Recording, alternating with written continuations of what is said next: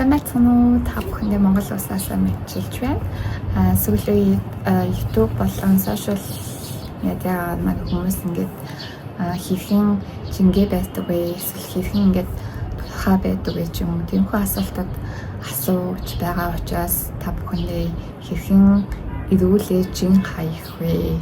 Талаар зөвлөгөө өгье гэж бодлоо. Тэгээ хамгийн чухал зүйл нь одоо янз бүрийн энэ тэндгүү тураах бэлтгэл тураах сонголтууд байдаг. Тэгээ хоолны дэглэм зөвлөдөг ч юм уу. Тэгээд дийлэн хүмүүсийн ингээд турагтлаад жин хайж галбайчих талаар тийм өрөөсгөл ойлголт, буруу ойлголт нэглэнгүүд байдаг. Тэр буруу ойлголтуудыг тайлбарлаж өгье гэж бодлоо. Хамгийн түрүүнд гэх юм бол зөндөө олон хүмүүс давс идэхгүй бол турна гэдэг. Тэр нь бол явж ирүүл биш. Давс нь өөрөө хүний биед айгүй хэрэгтэй байдаг.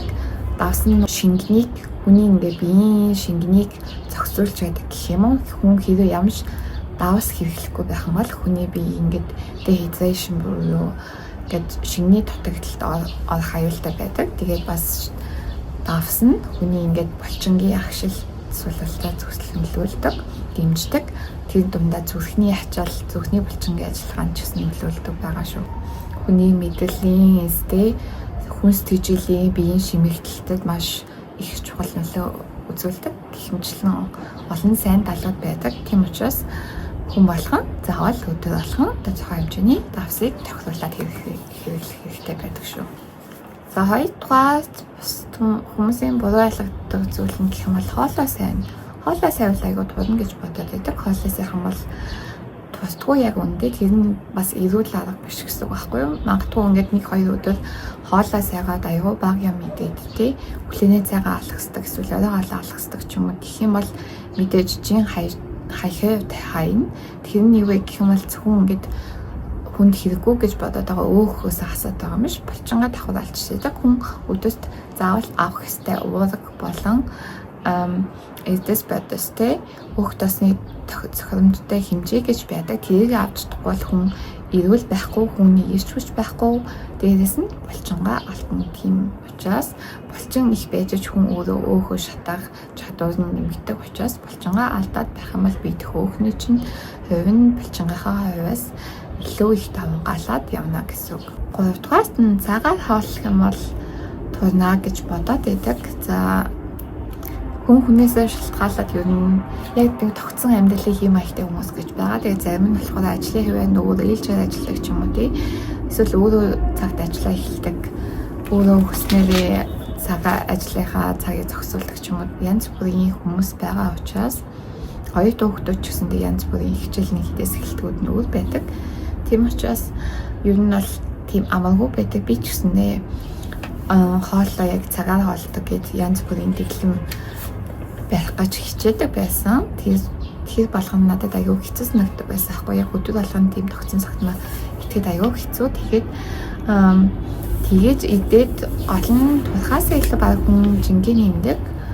Санагдсан хувийн туршлагаас болон ойр хүмүүсийн туршлагаас тиймээс заавал цагаараа хооллыг гэж өгрөггүй стресс төлөө байхалгүй. Яг өглөө хэдэн цагаас босно тэрнээс хойш хэдэн цагийн дараа 1 цагийн дотор юм идэх ч юм уу тий. Тэгээд зохицуулаад өдгийн хоол, оройн хоол унахаасаа өмнө 3 цагийн өмнө тэрийгэ зохицуулаад явбал илүү үр дүнтэй байдаг шүү. Бас ирүүл. Тэгээ бас айгүй хамгийн том дараагийн том алдаа гэвэл би өөрөө ч гэсэндээ яг нэлээд хэдэн жил өмнө үнэхээр тэр үзэл итгэл үнэмшилтэй бол бацтай байдаг байсан. Тэр нь юу гэх юм бол мах идэхгүй байх. Мах идэхгүй байвал дуртай гэж боддог. Тэгээ одоо ер нь Монголд идэггүй ер нь дэлхийд даяараа цагаан хоолтой хүмүүс гэд маш их байгаа тий. Мах идэхгүй байя гэсэн хөдөлгөөн бол гадаад улсад зөндөө болдог. Би хувьдаа бол яг тэгэж боддог байж байгаад мах идэхгүй хэд хоноод үтсэн чинь жин хаяад байгаа юм санагдсан байхгүй юу? Тэгээ тэр нь бас яасан юм бэ гэхээр өмнө хэлсэн шинжлэх уурга алдчихж байгаа. Хүн ингээд зөвхөн амтны махнаас мах бахан бүтээгдэхүүнээс авч чаддаг уурга гэж байгаа. Тэрийг ямарч ургамлалаас авч нөхөж чадахгүй тийм уурга гэж байдаг. Тэр нь мэдээж бид мах чухал хэрэгтэй байдаг. Тийм учраас бол мах идэхгүй л болдгоо гэсэн ташаа ойлголтоосоо салахаарай гэж хэлмээр байна. Би бол одоо мах маш их иддэг. Миний өдөрт идэх зүйлийг баг хийх хувьд мах авах. Тэгээд одоо дэлхийд аяарчсандээ carnivore diet гэд байдаг. Тийм зүйл гараад зөвхөн мах өндөг ч юм уу тий уургаараа холдог хүмүүс гараад тэр хүмүүс санаж илүү ингээд амьдралын бүтээмжтэй эрс хүчтэй ирүүлээд ингээ хасаад булчинлаг болоод явж байгаа. Эсвэл ус наслж байгаа өвчин эмчилж байгаа тохиолдол зөндөө байдаг. Тэгээд бас би Монгол нөгөө нэг нэгцүүлгээд их чинь бас хоолны талаар номнуудыг уншаад тэгээд дотор ч гэсэндээ carnivore diet-ийн талаар зөндөө мэдээлэл байсан. Тэгээд бас их чинь Instagram хуудсыг тэгсэндээ даах юм бол тэгээд талаар гадаадын олон профессорд хийсэн судалгаа, шинжилгээний зөндөө олон бичлэг болон вебсайт их мэдээллүүд, линкүүдийг оруулдаг байгаа шүү. Дараагийн тураах бүтээгдэхүүн хэрэглэх. Одоо ингээд ер нь хэлж байгаа бүх зүйлээ би бол баг өөртөө тушиж үзэхэд үзчихсэн зүйлүүдээ л та. Тураах бүтээгдэхүүн гээд бүр аимшигтай би бол тэр үедээ бүр тарган биш байсан гэдний өөргөө амар тарган гэж бодвол нэг үнчин нэг 20 орчим наснда өөргөө айгуу тийм гол жилдээ бустай хайцуулдаг үе байдаг.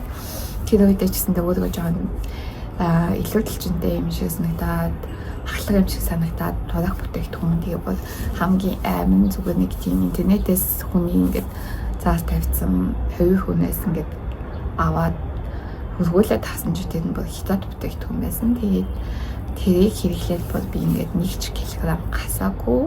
Тэгээ гол нь тийм зүйлүүд нь жин хасахтаа биш, гол нь таныг эрүүл мэндийн асуудлаар айгүй хөсөөд байгаа шүү. Та ямар оц найлгтай байна уншаад үзээрэй те. Ямар баталгаатай компани юм уу, аль болох юм бэ гэд зөндөө зүйлийн шалгаараа хичнээн тэгэхээр шалгасан ч гэсэн тий хизээч таныг зөв аргаар одоо миний дараагийн бичлэгийнхаа хэсэгт ярих зүйл шиг таныг тэгэж ирүүлээд турааж чадахгүй, таныг эрүүл мэндээ жоох хөрөн шүү гэж хэлмээр байна. Тураах бүтээгдэхүүн яснаас би нэрээ өөрөө Herbalife бас туршиж үзчихсэн. Нэг байна 2 сар.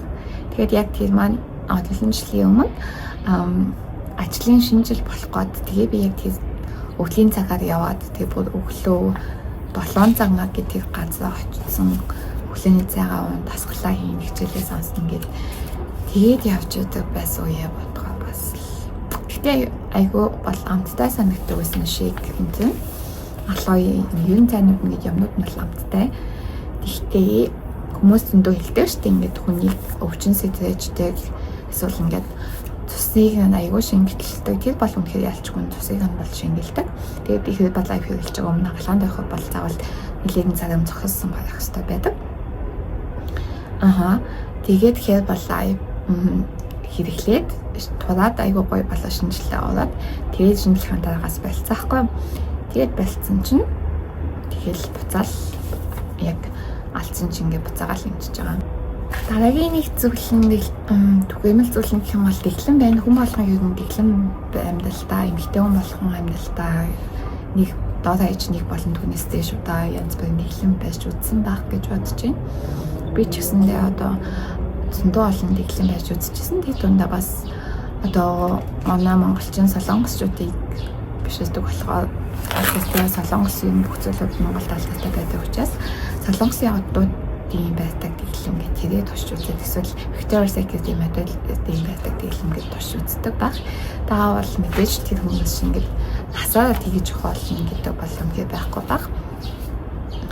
Тэгээд өмдөний дэглэм ч юм уу, банан сүмний дэглэм гэж нэг хүнсний бүтээгдэхүүн, нэг юм уу хоёр хүнсний бүтээгдэхүүнийг та ингээд өдөрт 3 удаа ингээд 7 хоног болон түүнээс дэш хугацаанд хэлэх юм бол бас хийж байгаачлан шин хичээлийн дутагдал орно шүү. Энэ маань өөрөө эргүүлээд таны биед асар их хохиролтой. Та ингээд дараа нэг төрлийн бүтээгдэхүүн, хэдхэн төрлийн бүтээгдэхүүнээ ингээд удаан хугацаа хооллох юм бол дараа нь та энгийн хоолоо идэх гэхэд тэр хоолыг нь одоо шингэн боловсруулах задлах чадваргүй болж аюултай байдаг шүү. Дараагийн том алдаан гэх юм бол одоо буруу ойлголт гэх юм бол 6 цагаас хойш юм идэхгүй болтовчнаа. Тэгээ 6 цаг 1 минут, 6 цаг 5 минут болоод хоолоогоо ямар болчвол тэр нь одоо өөх болчихно. Жингэн юм чинь тий гэсэн амар одоо энэ бол мэддэг хүмүүс бол айгүй инээдтэй зүйл байхгүй юу? Хүнд ингээд яг хоолтын цаг нь тийм ч чухал биш байдаг байхгүй юу? Хязгаар сүлд ямаа идэхээ гэлнэ. Гол нь унтахаас 3 цагийн өмнө юу нь бол 3 цагийн дотор хүнд хоол идэхгүй байх хэрэгтэй гэж зөвлөдөг. Хоол шин гэлтэндэж тэгэд байдаг. Тэгээд хоолоо гол нь ямар хоол идэж байгаа вэ тий? Оройн цагаар шингээд амар мэдээж чихрэн бүтээгдэхүүн хэрэглэхгүй байл айгуу сайн. Тэгээд хоолныхоо хэмжээг гол нь тааруулах нь чухал тий. Тэхээс үүш заавал ингээд тэдэн цаг хүртэл 6 цаг буюу 4 цаг гэж байдаг хүмүүс байна. Би бол хувьдаа ингээл ажил амьдрал гэж завгүй байгаа л 8 цаг. Гадаадын хүмүүс ч гэсэндээ бүр 10 цаг гэсэн хоолны газар бол хамтдаа хоол идэл олон тэднэр чинь ингээ юу за би ингээ тагалж болов ингээ болов гэж санаа зовхгүй. Ингээд энийг идээд болчихвол мангаа зүтэлчих болов тэг гэсэн байхгүй. Айгүй хоорондоо ингээд ярилцаад авч жагаалтайгаар инээлдээд өөрлөлтөд идчих байгаа байхгүй. Тэгээд бүр хоолныхаа араас тэсээс төслийдээд зарим металлаар явах юм бол хүмүүс нь бүр хоолныхаа араас хоол ичвэл нойр өөрчдөг гэдэг эспрессо энэ төр хүртэл уудаг. Тийм учраас гол нь тэр хоолны соёл гэдэг асаас том зүйл байгаа учраас хоол яваа жагалтай идэх. Стрессгүй идэх нь чухал шүү. Нэг чухал зүйл нь захуусны туушчих тий. Миний түрүүний хэлсэн шинэ жил зориулаад туушчих гэж би хийх юм битэж удаа аюу их туусдаг. Мастер зориулж эсвэл зүүн болтохоо ингээд одоо beach body бүтээ гэж. Тэгээ яг нэг тодорхой хугацаанд зориулаад асар богино хугацаанд ингээд маш хатуу чамд дэглэм байдаг эсвэл ямар ч тасгал хийдгүү байцснаа спиннинг явдаг ч юм уу тий. Тийм зүйл нь ингээд эргээд удаа яг тэр байдлаа хатаглах, жингээ хатгалаад явах байдал дээр бол яг ингээд хурдан төвсөн шиг юм буцаалгууд нь жингээ нэмдэг байна. Би өөрийнхөө байрч үзчихсэн дэглэмүүд энэ талаар ярив.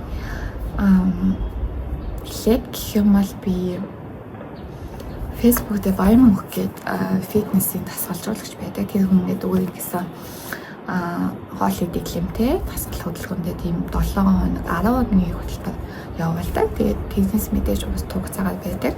Ганцаарчлсан сургалт гэсэн үг юм нэлээ. Би тэр хүний 10 хоногийн сургалтанд явж байсан. Дубайд 30,000 жилийн орчим төгрөг байсан. Тэгээд тэр техникийг бариад би үнэхээр 10 хоног байхтаа бүр өдөр алхам чинь бараг 1 кг хийхдээ зарим өдөр нь 700 г гэдэг. Яг хиний өдөр хугацаанд жагаад сүүлөөгөө мэдээж 500 г хийдэн 300 г болоо явчихсан мэлээ. Гэхдээ тэр техникийг барьж байхад айхтар хүнд бол санагдаагүй. Дахианы багтаа хоол, чихэрлэг төмөс ч юм уу өндөг овёос энэ авдаг. Тэгээд тэр техник байгаад би анхудаага 53 хил болж байсан. Би 10 жилээ төгсөөд их сургуулийн оюутан болсноос хойш хөвчлэн 58 кг-тай байдаг байсан. Тасгал хөдөлгөөн дээр хийдэг байх үедээ штэ. Эхлээд гадагшаа яваад одоо сүүлд Герман яваад гэсэн техник гадаад явсан эхний 1-2 жилдээ бол хүн ингээд огцом таагалдаг. Хоолунд нь салхитаад агаар усан салхитаад их тийм шүү хаа. Тэгээ бас нөгөө янз бүрийн өмнө хаажаагүй гэджаагүй хоолнд байдаг учраас тэр болгонд турш үзэх гэж юм гадуур хоолох зүйл бас зөндөө байдаг учраас тийм байдаг. Тэгээд би бас Германд очиод 1-2 жилийн дараа дахиад 60 болоод миний өндөрч өөрөө 168 байхгүй. Тэгээд эмэгтэй хүнийг бол өнцөөсөө 110 см гас гэдэг штэ. Тэгээд яг юм 58 байдаг. Баггүй тэгээ би яг тэрийг яг гоё чин дээр байна гэж бодоод байдаг байсан. 60 болцсон байж аваад ажмаа жоохон үстэ анхаарал хооллоо зохицуулж агаад буцаад яг 58 59 болоод болдог байсан. Тэгээд буцаал жоохон ингээд баяр наадам болоод 100 мөн болчих юм бол элдвэн зайлмаг гişэдэш явахаар авчтай л шинэ жил нөгөө Крисмасын төгөөрөө амар их хоол идсээр тэгээд буцааж 60 болоо. Тэгээд 58-аас 62 онд энэ 1-2 жил хэлбэлсэн байхгүй. Тэгээд 58-нд багтаа би ингээд за ингээд 100-ыг хасаад яг гоё нормал чиндээ байгаа юм чинь гэж боддог байсан чинь яг ингээд биедэх одоо өөх булчингийн хэмжээгээ хацуулаад үзэх юм бол яг ингээд гоё галтастай байхад бол хэмжээндээ байгаагүй мөлий. Тэгээ хүн чинь бас өөрөө яг сайн мэдээж анзаадгүй тэгвэл зүгээр л гэж бодоол зүгээр ахвалал гэдэг бас одоо тэр үеийнхаа зураг бичлэгийн тэрийг харахаар амар хүн мэрэгтэй байсан санагддаг байхгүй. Тийм тэр хүний сургалтыг Давсан нэг 58-50-аас эхэлчихсэн баха. Тэгээд анх удаа амар олон жилийн дээр 53 гэдэг тог хараад айгүй баярлжсэн. Яг 10 хоногийн дуусаад би дахид цааш нь 10 хоногийн сургалтыг байлуу эсвэл 1 сарын сургалтыг авах гээд тэгээд гисэн чинь яг тэр хийх ёстой зүйл нь одоо тэгдэг гэсэн тийм зүйлийг нэг нарийн хийгээгүй л дээ. Тэгэл буцаал тааж маж нэг хийсэн. Тэгэд өөр нэг байрчсан тэглэм гэх юм бол кето тэглэм байна. Кето тэглэмийг ажил хийж байгаа үед байсан. Энэ бол байхад айгүй дэчгүй мах ногоо идчихдэг. Янз бүрийн салаад, майонезын зөөх тос сайн хэрэглэж болдог. Тийм болоход ажгүй байдаг байсан. Кето дайетаа бол айгүй хөөх удаан байсан шүү. Тэгээд кето талах гээд гадуур хөөхөн заадаг дэлгүүр байдаг байсан. Тэгээд гэртээ хоолоо игээд ажил руугаа аваад явцдаг байсан. Төмсний салаад энэ дэрийг болохоор ингээд хулуугаар орлуулаад төмсний хулуугаар орлуулаад тэгээд эзчдэг байсан. Тэгээд төвшөөсдөг ногоонууд гэж бас байдаг. Хөвчлэн тийм талаар сахар багтай жимснүүд байдаг. Хошиуга алим болон янз бүрийн бэринүүд байдаг шүү дээ. Бөөлсөн гүзэлсэн гэдэг жимснүүдийг идэж болдог байсан. Тэгээд таглымын байрангийн хувьд амар огцом хаяад байх зүйл байхгүй гинэ. Өөхнийхээ хувийг айгүй хөөхөн алдаа явцдаг мэлтэй. Би айгүй хөөхөн галбирчаад хийжсэн. Тасгалан дээр хийгээгүй байсан юм. Тэгээд махаа хэрэглэж болно, цагаан идэгээ хэрэглэж болно гэхээр ер нь бол Монгол хүнд айгүй төт ойрхон дэглэв. Тэгээд нэг надад ингээд байхад хэцүү байсан зүйл нь гэх юм бол би аарууланд айгүй хтуустай, хорхоо бол чихтэй бөөх ааруулаад айгүй хтуустай. Тэгээд тэр үед хөдөнөөс ингээд хүмүүс хамаатнууд ирээ зөндөө ааруултаа болчихсон учраас тэрнээс болоод юу н шантаж байсан. Амар их тослогтой уурахтай мэдээд байгаа нэг чихээ дахиад тослоочгод эсэгээр ингээд жин айгүй хос нэмэгдчихтэй мэлээ. Тэгээ би галбирчсэн хэрнээ жингийн нэмээд тэгээ за нэг босон ааруулаа идэж дуусчих болъё гэд тэгээ зогсоосон. Тэгээд ааруулаа идэж дуусчаад тэгээд дахиж тэглэмээ эхлэхгүй л те. Бас олон жилийн юм Dukan Diet гэд байрчсан. Тэр нэг хэсэг айгүй алдаатай болоод Dukan Diet хэрэглэж болох одоо бичээ амттангууд айгүй хинтэн бас зарагддаг байсан. Тэрний яадаг дэглэн бэ гэх юм бол ингээд 1-2 дүүтгээр үе шат гэд байдаг. Шат ахтуусан жоохон нарийсаад эхнийгтээ нэлээд нарийн тэгээд шат ахтуусан ингээд өдөөс нэг зүсэм далах жоохон 7 хоногт нэг удаа будаач юм ингээд юмнууд нь арай гайгүй болоод ирдэг мэл эхний хэсэгт нь болохоор нүс усыг бүр огт хасдаг. Тэгээд эхлэмийг барихад бол бүр үнхээр хустанжин хайж байсан. Тэр бол төвчээстэй хүмүүст бол айгүй амархан төлөлтөд орох баг гэж бодож байна. Би Dukan дэлхмийг нэлээд удаа эхлүүлээд тэгээд овоод 3-4 хил хайчаад тэгээд юу зогсоогоод явцдаг. Тэнгүүд нэг аймаа буцааж хустан чин огцом ингээд нэмээд дараагийн хөдөө нөгөө төстөө ингээд нэмчихдэг юм билээ. Dukan дэглэм бол нэлээд айгүй дажгүй санагдсан шүү. Тэгэд би Instagram дээр нөгөө нэг өөрийнхөө ажил мэргэжил нэр нас хүсийг өгөөд хоолны дэглэм болон дасгал хөдөлгөөнийг тооцоолж гаргаад идэг Instagram хаяг байдаг. Тэр хаягтай бас холбогдож хоолны дэглэм болон дасгалын хаягаар гаргаж байсан. Хоолны дэглэмээ болохоор ер нь бол хоолны дэглэмээ дажгүй өдөөс 3-4 удаа ямждаг. Тэгээд яг дасгал хөдөлгөөнөө бол яг сайн хийж чадахгүй байсан хин ер нь бол бага жин хайж байсан. Тэгээд би бол үннийг хэлээд тэрийг бол яг тууштай хийж чадаагүй. Яг өдөрт хийж байгаа зүйл надад бол хангалттай санагдаагүй. Үлсэд байсан учраас тэгээд дээс нь дасгал хийх гэдэг. Энэ нөгөө нэг дэглэм байж байгаа гэж бодчихоор өөрөө цаанасаа стресстэй үлсүүд, амархан үлсүүд, ийм ч юм мэдмээс та тэгээ яг айгүй нийт намайг дэглэм эхлэх гэх болгоно ингээд хүмүүс гаж ил хамт ажилладаг хүмүүс юм уу аяа ингээд хөтөч юм уу гээл юм тэгвэл зэвэ үедээ тэгж өгөө байж айгүйх тэгж амттан санал болгодог байсан. Өдий олон дэглэм байж ер нь хоол хүнсний талаар, эрүүл хоолтын талаар, би организмын талаар судалж байх үедээ одоо өгөөсдөө ч гэсэн хэрэгжүүлээд 10 хил хайцсан. Би одоо бүр тэр дэглэм байжсанаа тэгээ буцаа нэмэгдсэн биш. Би бол одоо нэлээ олон сарын хугацаанд 50 кг дээр байгаа жингээ байж байгаа. Энэ бүх туршлагаасаа энэ өндөрлөгөөс хахад ер нь хүмүүстэй зөвлөхөө, эрүүл аргаар турах зөвлөхөө гэх юм бол нэгдүгээрт нь ингээд гадуур баг хоол, гадуур альтвензин кофе шоп болдог тий. найзуутай кофе шопоор суу ярих хөрийг гэсэндээ зүгээр та калоргүй уух юм авдаг. Тэгээ кофе авдаг ч юм эсвэл матча гэсэн сүүлийн үед байгаа матча бол айгүй эрүүл. Аваад уугаад суухаар заавал хүн таны чи юм авч дээ ч гэж шахаад байхгүй нь ойлгомжтой. Тэгээ хоолыг газар оожсэн ч гэсэндээ бууз суушгүй гэд байхгүйгээр энэ эрүүл хоолны сонголтыг хийж байгаарай гэж зөвлөхөр байна. Гадуур явахдаа ялангуяа шасан хуусан хоолноос татгалзаарай. Ямар тосонд ингээд хэдийн хонсон хуучин тосонд шаарч байгааг мэдэхгүй учраас та өөрийгөө хайлаад өөрийнхөө эрүүл мэндийг бодоорой. Гол нь одоо ингээд эрүүл жингээ хаяыг албач гэж байгаа бол бити энийг хүний төлөө хийж байгаа юм шиг анхаарахаарай. Өөрийнхөө төлөө хийж байгаа учраас өөртөө хайртайгаа хийж байгаа учраас өөртөө үнэнч байгаарай гэж хэлэхээр байна. Өмнө хэлсэн шиг сэснээсээ хойш 1 цагийн дотор заавал хөнгөн өглөөний цай ууж байгаарай. Энэ айгүй чухал. Тэгээ мэдээж орой унтахаас өмнө 3 цагийн дотор бити юу аль болох юм мэдгүй гэж хичээгээрээ тэгэхэд идмээр байвал өсөд байвал жимс ногоо тий арга идэж болно гэж юу нь бол зөндөө хүмүүс хэлхийг сонссон баг. Тийм бол үнэн.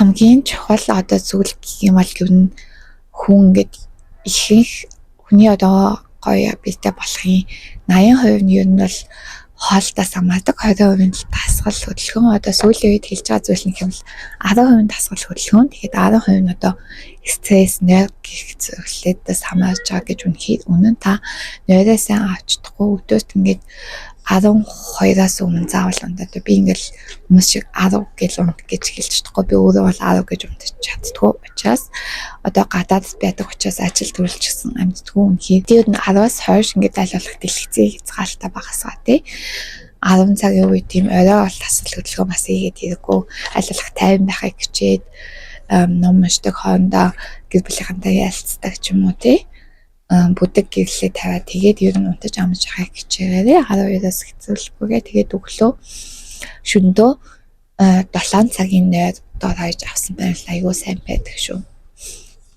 Хүн тэгээд хангалттай нойроо авч чадаагүй тэгээд стресстэй байх юм бол цаанаас нь гормонууд нь хөдлөөд өлсөх даавал өлссөн мэдрэмж төрөд байдаг. Тийм учраас мэдээж өлссөн мэдрэмж төрхийг хэрэг хүн идэн хоол хоорондоо янз бүрийн зүйл авч амруугаа хийн гэд байдаг. Тэгээ сая дутсан шиг тагийн чухал зүйл нь стрессгүй байхыг хичээрээ аль болох тайван байхыг хичээрээ гэж зөвлөж байна. Би ч гэсэндээ одоо анзаад явж байгаа стресс зүйл болсондоо ер нь их сургуульд осноос хойш гэх юм уу одоо болоод ихэж чинь стресс зүйл улам нэмэгдээл байдаг. Тэр тутамдаа ингээд аль болох өөрийгөө тайвшруулад одоо амьдрах гэдэг нь аягүй чухал. Хэрвээ та бүхэн хүсвэл би стресстэй хэрхэн тэмцэхээ, стрессийг хэрхэн даван туулахвэ, хэрхэн хайцхайг талаар бас бичлэг хийж болно. Тэгээс тийм бол цаанаас нь өсгөлэн мэдрэмж төрөд түрүүн дусцсанчлан дасгал хийх хэрэгтэй. Дасгал хийх бол маш чухал. Одоо хүний бие хөгшөхийн хэрэг, нас ахихийн хэрэг жинтэй дасгал хийгээрээ их хөдөлгөөн хийгээд хүн хөгшөж биш хөгшөж өгдөг шүү гэдэг бол үнэхээр үнэн. Тэгэд одоо та бүхэн ч өндөө хаасаагүй үнэхээр сонирхол судалсан бол хаасан баг 7 өдрийн 3 өдрөсөндөө хойж биеийн хүчний дасгал хийж байгаарэ, жинтэй дасгал хийж байгаарэ. Тэгэх юм бол биеийн чангараад одоо булчин их ажиллаад булчин ихсээд тэгээд булчин ихсгээд дагаад өөх нь багасаад өөхөө шатаагаад удан шатаагаад хоол шингэц одоо хоолны системийн үйл ажиллагаа болон сайжраад явдаг байгаа. Өдөр болгон ч гэсэндээ алхахыг хичээрээ би бол ингээд баг өсөөгүй герман дахтаа ийшээс ийшээ алхаж явсараад 10,000 алхам болдоо хайж хийж байдаг. Тэгээ та бүхэндээ зөвлөх юм доор хайж өдөөс 6,000 алхам хийж байгаа. Тэгээ хоолоо идэж уухтаа уурга хангалттай авч байгаарэ. Хүн ингээд булчин уурахын хэрэг уурга илүүх хэрэгтэй байдаг. Уурга авч иж булчин томорно, булчин уурга шинэ булчин төрнө гэсэн үг. Тийм учраас уурга заавал бити мастаарай. Тэгээ хоол шингэх ч гэсэндээ мэдээж хэмжээний эслэг хэрэгтэй. Өөх тос ч гэсэндээ хэрэгтэй. Өөх тосыг хасч болохгүй одоо Монголын хүмүүс залуу хүмүүс юу н өөх тосыг хоолноосоо ялгаж ангилдаг. Бити тийм байгаарэ. Би бол өөх тосыг аягүй сайн эхэлдэг. Яг бол малын галтай ургамлын тоснууд маань ургамлын тосгууд бол хамаагүй эрүүл сайн байдаг шүү. Хүний биед хэрэгтэй зүйл байдаг. Одоо Альцгеймер гэдэг бас томхоо өвчнийг өөх тос хэрэглэдэг хүмүүс бол хизээж тусдаггүй гэж байгаа. Тийм учраас бодоод үзвэл үнхээр би хэрэгтэй зүйл байна. Одоо хоолныхаа өнгийг алгаглуулад шинэ хичээлээ заавал аваарай. Жимс нөгөө бас идэж витамин хэрэгцээтэй амин нэмий аваарай. Жингээ байн үзээд стресстэй дэлгүүрээ жингээ хаяад нэг 7 хоногт нэг 2-7 хоног саастаа нэг үзэж чад болно. Хамгийн яагаад гэх юм бол жингээс илүү хүний галбай чухал байдаг. Булчин геймас өөхний хэмжээнд хайцуулт нь чухал байдаг. Тэгээ бас хоолны хит их хоолны хоол идж байгаа гэдэг хэмжээ нь чухал байдаг. Хүний ходоод ингээ өөрийнх нь атгсан гастай адилхан хэмжээтэй байдаг. Тийм багчл ингээл 5 дөрөв хоол овоолж ичээл дахиад нэмүүлэх гэдэг л та мэдээж тухгүй ойлгомжтой. Бас нэг чухал зүйл нь одоо шингэн калорий зогсоо гэж хэлмээр хооллоор ингээд илүү янзын зүйл идэхгүй айгуу дажгүй болдог юм. Ууж байгаа зүйл нь дандаа чихэстэй, газтай, илүү янзын өнгө амд оруулагч бодистой байгаад маш их калоригаа арх алкогол гэд бүх зүйл чинь ер нь калори байдаг учраас ингээд байх юм бол бас тухгүй шүү гэж. Тийм учраас юу ууж яах гэдгээс анхаад өдөрт аль болох их хэмжээний биеийн хэмжээнд асуудал хангалттай хэмжээний ус ууж байгаарай. Бас ногоон цай ууж байгаарай. Янз бүрийн тийм найруулдаг кофе, элдв янзын чихтэй зүйлийг ундаа жуус нөл сахар байдаг учраас тэрийг битгий хэрэглээрэй гэдэг. Гол нь тэгээд өөрийнхөө бие зохисон дэглэмийг олгоод хоолныхаа зохицуулаад сайн судалгаа хий. Зөндөө олон зүйл ингээд цааш нь миний уншиж мэдсэн зүйлийг өөрөө бас хайж судлаад өөрийнхөө ингээд хайж олоод судалсан зүйл чинь бас толгойд үлдэх нь их байдаг учраас судалгаа сайн хийгээрэй гэж зөвлөхөд байна. Ном сайн уншаарай. Интернетээс гадаадын вебсайтууд юу байдгийг тэднийг ч гэсэндээ орчуулад уншаарай. Тэгээд гол нь тууштай байх хэрэгтэй. Бити тийм хурдан хугацааны өвсдөн хүс энэ дооч ихтэн 7 хоног шаардна айгүй нүднийхийн дууд айгүй гоё болчихно гэж байхгүй. Хүнээс ингээд төвчээр хөдөлмөр шаарддаг зүйл байгаа шүү. Төвчээр хөдөлмөргүйгээр тууштай байдлаар олж авах үр дүнд хүрэх зүйл гэж хаанч байхгүй. Өдөр тэгээд суугаал байлгүй нь аль болох идэвхтэй бай хөдөлгөөн хийн гэр оноо цэвэрлэл гэл бүжигэд дустай бол бүжиглэл гэл ятаг тэгээд алах тий бит ингээл зөвхт үзэл эсвэл уцаа авахад суугаад байгаарэ гэж хэлэхээр уцаг ч гэсэндээ алхангаа авах болдог байгаа.